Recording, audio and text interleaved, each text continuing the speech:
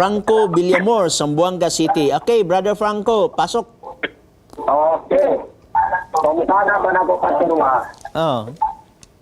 kamo nagtuod man mo nga walay pagmatarong pinagis magbantay sa napulo kasubo. Mo okay ba ka walay pagmatarong pinagis magbantay sa kasubuan? Okay, dili ang Seventh-day Adventist mo yung nag-istorya niya na igsoon. Gibasa lang na sa Seventh-day Adventist, dinhi sa balaan kasulatan kung imong abrohon ang Roma Kapitulo 3, versikulo 20 mo ni gingon. Kay sa tubangan sa Dios, walay tao nga pagamatarungon pinaagi sa mga pagtuman sa kasuguan, kay pinaagi sa kasuguan nagabot hinuon ang kahibalo mahitungod sa sala. Atong i-explain. Ang Biblia nagingon nga pinaagi sa imong pagpaningkamot ba sa imong buhat, sa pagbantay sa kasuguan, dili ka mamatarong niha.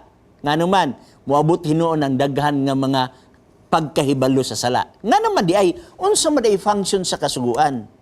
Ang function sa kasuguan mo pasaylo ba og sala? Dili. Ang function sa kasuguan maubanay mo luwas? Dili. Kay kung makaluwas pa ang kasuguan, doon na mangluwas. Si Jesus Christ ug ang kasuguan. Kung makamatarong pa ang kasuguan, doon na ang mumatarong. Si Jesus Christ ug ang kasuguan. Lahi magug function ang kasuguan igsuon. While it is true ang kasuguan dili makamatarong sa usa ka tawo, pero angay siya tumanon kay nganuman kay kini siya tigpaila sa sala. Atong masaw na Roma Kapitulo City, versikulo City. Nagingon dinhi ang Roma City. Okay? Biblia lang ato ipatubag igsoon. Nagingon diri. Nanon sa may atong ikasulti nga ang kasuguan mao ang sala, palayo kana. Ngani kung dili pa ang kasuguan, dili unta ako makailag sala, dili unta ako makailag unsay pangibog, kung ang kasuguan wala pa mag-ingon, dili ka magkaibog. So, tama ang Biblia. Nag-ingon ang kasuguan, dili makamatarong, pero imo ni siyang tumanon ang kasuguan, kay mauni ang mupaila sa sala. Okay? Pag-ingon nga, gusto ka mo patay, so pagbasa niyo sa balang kasulatan, di magpatay, so nakahatag ka ni mong impormasyon, pinaagi sa balaang kasulatan. So, tama na igsuon nga ang dili makamatarong ang sugo, kay ang mamatarong kadtong tag-iya sa sugo. Busa, tumanon ang sugo, aron mamatulungan ka sa nagsugo. So, ingala lang siya kasimple, Igson. Kay, balik ka ni mo, Igson, kung nakay-follow up. Okay. Follow up na ko, Pastor. Follow up na ko. Kinsa ba day ang pagamatarong di ay ang naglapas o ang nagtuman? Okay, daghan salamat, Igsoon. Ang pagkamatarong, Igsoon, makuha na, dili pinaagi sa imong kusog, dili pinaagi sa imong binuhatan, apan ka nang pagkamatarong, makuha na diha kang Jesus Christ. Matthew 6:33. Seek ye first the kingdom of God and His righteousness, and all these things shall be added unto you. So asa ko ang pagkamatarong, Igsoon?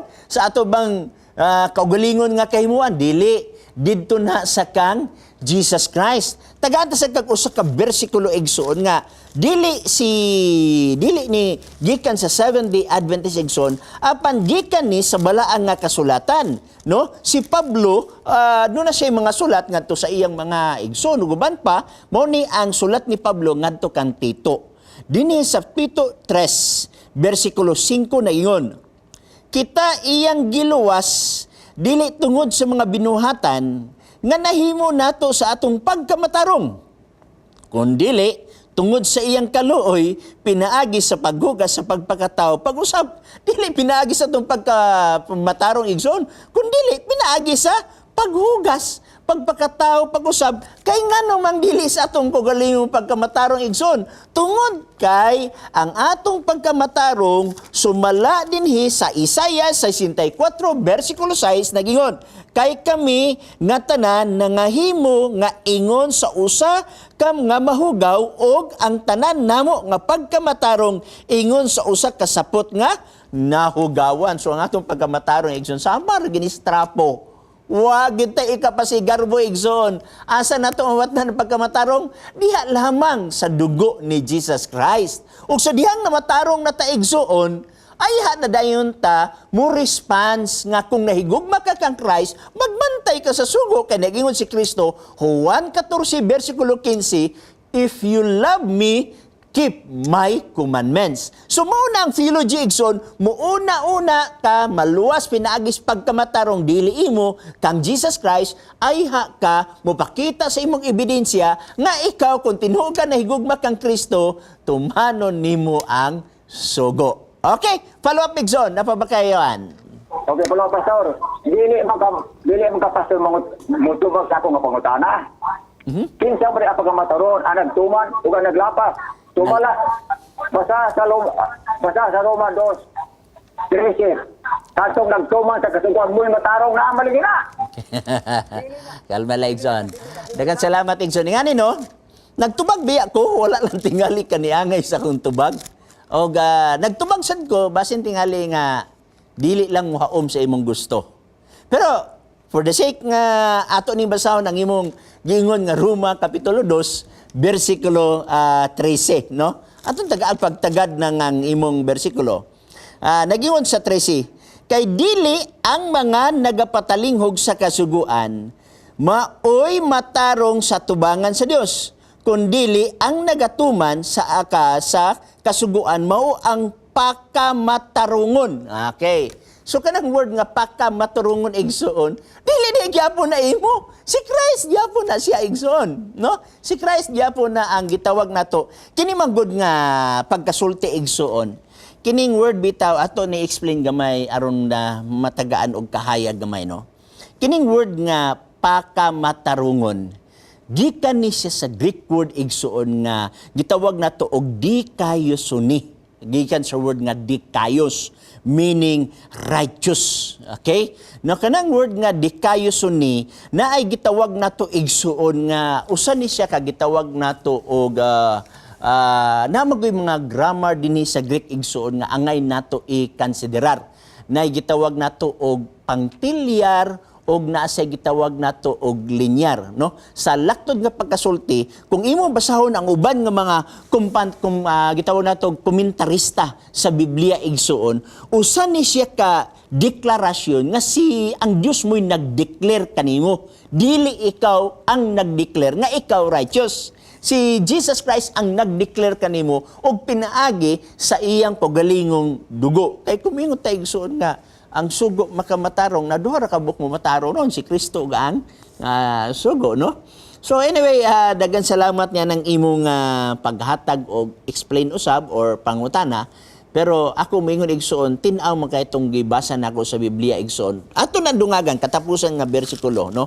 Aron matagaan ta og gitawag nato og tin-aw. Episo Kapitulo 2, okay? 8. Kay tungod sa grasya kamu nangaluwas. Dili pinaagi sa kay tungod sa grasya kamu nangaluwas pinaagi sa pagtuo. O kini dili sa inyong kagalingong kahimuan kini hatag sa Dios. Nganong giluwas ta igsoon? Tungod sa grasya. Dili sa atong kagalingong kahimuan kundi hatag ni sa Dios. Kanang word nga hatag igsoon, nabray hatag nga paliton, nabray hatag nga haguan. Kay kumingon ta igsoon nga ato gini siyang haguan na dili na siya gasa. Ya sunod ang ingon diri. Okay? Jess, human nga ikaw naluwas sa grasya pinagi sa imong pagtuo, wala man sad mag-ingon ang bersikulo nga dili nakamutuman sa kasuguan sa Dios. Ay na dayon gitawag natog ang sanctification process. Human ikaw na luwas sa Ginoo, na gitawag nato og sanctification process kanang gitawag nato og pagkinabuhi nga balaan diha kang Kristo. Muna pag-abot ni Dios na giyon, kay kita iyang mga binuhat hinimo diha kang Kristo Hesus alang sa mga maayong binuhatan nga gilaraw ng daan sa Dios aron nga niini managawi kita.